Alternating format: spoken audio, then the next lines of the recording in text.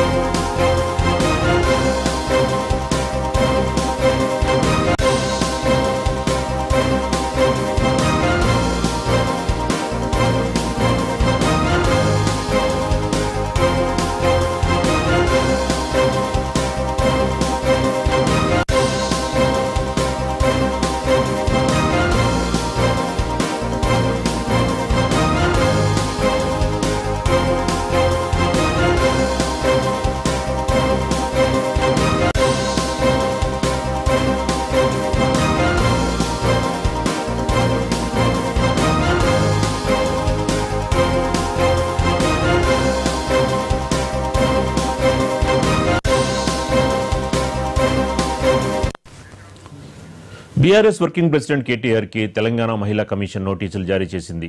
మహిళలకి ఉచిత బస్సుపై కేటీఆర్ వ్యాఖ్యల్ని సుమోటోగా తీసుకుంది. దీంతో ఆగస్టు 24న కమిషన్ ఎదుట హాజరు కావాలని ఆదేశించింది. దీనిపై మరింత సమాచారం మా స్పెషల్ కరెస్పాండెంట్ శ్రీకాంత్ అందిస్తారు.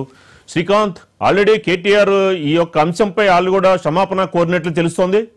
శ్రీకాంత్, సీతారామరాజు ఈరోజు ప్రెస్ మీట్ సందర్భంగా కేటీఆర్ దీనికి సంబంధించి వివరణ ఇచ్చారు.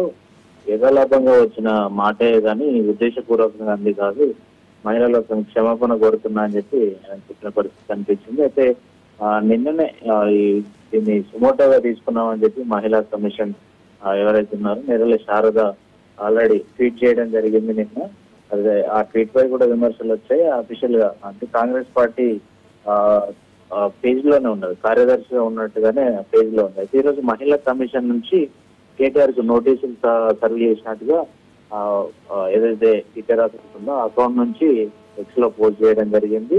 ఈ నెల 24న కేటీఆర్ మహిళా కమిషన్ ముందు హాజరై వివరణ ఇవ్వాలని చెప్పి మీరు ఆదేశాలు జారీ చేయడం జరిగింది. అయితే కేటీఆర్ అయితే ఇప్పటికే పొద్దున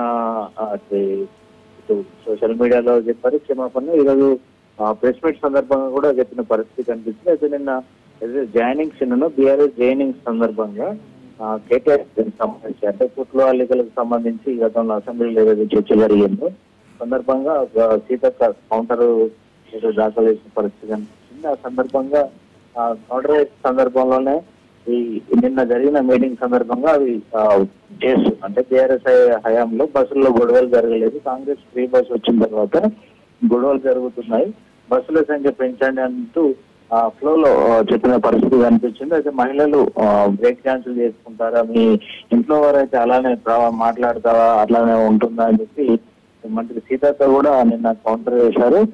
ఈ నేపథ్యంలో మహిళా కమిషన్ అయితే సుమోటోగా స్వీకరించిన పరిస్థితి కనిపిస్తుంది. నిన్న 24న అటెండ్ కావాలని చెప్పి